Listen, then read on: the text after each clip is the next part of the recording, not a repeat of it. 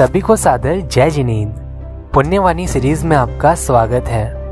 परम पूज्य अभीक्षण ज्ञानोपयोगी आचार्य 108 अजित सागर जी महाराज के शिष्य वात्सल्य मूर्ति 108 मुनीश्वर पुण्य सागर जी महाराज के मुखारबिंद से सुनते हैं कि किस प्रकार जब एक पशु या जानवर किसी नियम या व्रत को लेता है तो दूसरे जानवर किस प्रकार उसके व्रतों और नियमों का पालन करते हैं और आखिर कैसे होती है व्रतों की महिमा। तिर्यंश गति में 5 गुण स्थान होते हैं। मिथ्यात्व, शासादन, मिश्र, अविरत सम्यक दृष्टि और संयम। ये 5 गुण स्थान होते हैं। 5 गुण स्थान में तिर्यंश प्राणी किस प्रकार से अपने व्रतों का निर्वाह करता है। मनुष्य के पास में तो सभी प्रकार की सामग्री उपलब्ध है। उसका परिवार है, उसके हाथ पैर है, उसके पास में जुबान भी है और जो है सारी व्यवस्था अपने बोल करके भी करवा लेता है। लेकिन तिर्यंश प्राणी की कोई व्यवस्था नहीं। जब वो व्रत धारण कर लेते हैं उस समय जो है जब अपने साथियों के साथ में वह जंगल में जाता है और जंगल में जो हरी पत्तियां पड़ी हुई होती हैं उन हरी पत्तियों का भक्षण नहीं करता। वे साथ में रहने वाले सब विचार करते हैं कि हमारे साथ में आता है लेकिन पत्ते नहीं खाता है, हरे पत्ते नहीं खाता है, जरूर इसने किसी प्रकार का नियम लिया होगा। ऐसा विचार करके वे साथ में रहने वाले तिर्यंश प्राणी उनके लिए सूखे पत्ते इकट्ठे करके उसके सामने रख देते हैं और फिर जो है उनका सेवन करता है।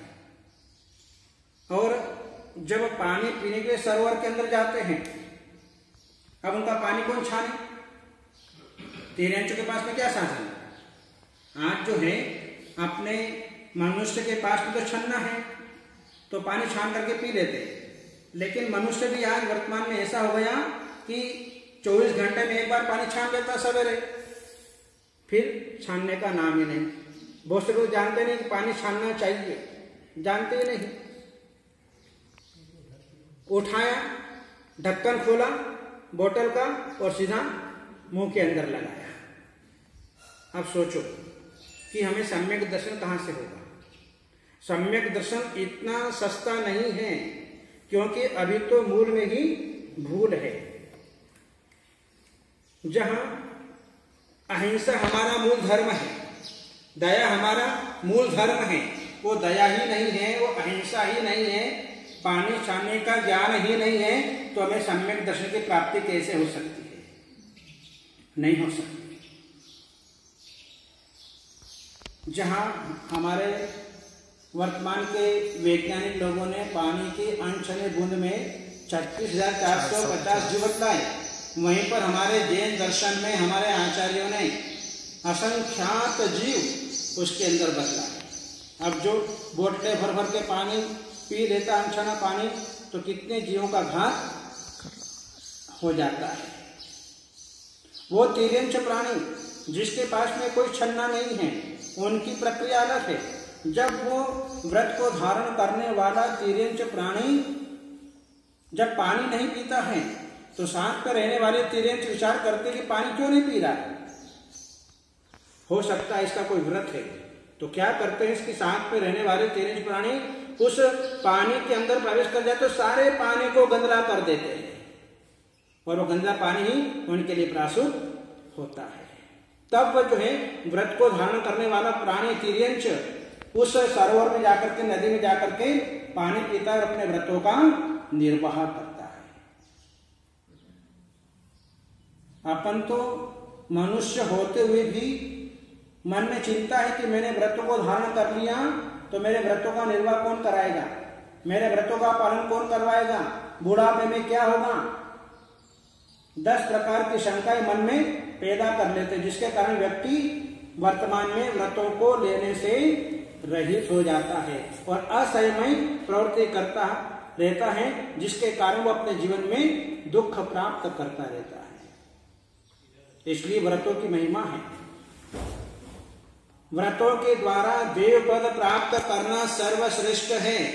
किंतु अव्रतों के द्वारा नरक पद प्राप्त करना श्रेष्ठ नहीं है। ऐसा पूज्यपाद आचार्य देव ने इष्टोपदेश ग्रंथ में कहा। वरम व्रते पदम देवम ना व्रते व्रत नारकम छाया तपस्तेर्भेद प्रतिपादयतुर महान। जिस प्रकार से 3 मित्र थे, 3 मित्र गांव से बाहर गए और एक मित्र के पास में मोबाइल आ गया, उसको तत्काल जो है वापस घर पर लौटना पड़ा। दोनों मित्र वापिस उस तीसरे मित्र की प्रतीक्षा में खड़े हुए हैं, लेकिन एक तो जो है धूप में खड़ा हुआ है और एक छाया में खड़ा हुआ है। धूप में जो खड़ा हुआ है वो कष्ट का अनुभव कर रहा है और जो छाया में खड़ा हुआ है वह जो है शांति से बैठा हुआ खड़ा हुआ है। उसी प्रकार से जो व्रतों को धारण किए हुए हैं, जब तक उसे मोक्ष की प्राप्ति नहीं होती है तब तक जो है उस व्रतों के द्वारा देव पद को प्राप्त कर लेता है और वो छाया में खड़े हुए बैठे हुए पुरुष के समान है। और जो धूप में खड़ा हुआ प्रतीक्षा कर रहा है अपने मित्र की, वह जो है अव्रतों के द्वारा नरक में जो है नाना प्रकार के कष्टों को सहन कर रहा है। तो ये व्रतों की महिमा है। जो व्रत को धारण करता है उसके नरक, तिर्यंच और मनुष्य आयु का बंध नहीं होता, उसके तो सीधे देव गति का ही बंध होता है। इसलिए जीवन में व्रतों को धारण करना चाहिए, व्रतों से कभी नहीं डरना चाहिए।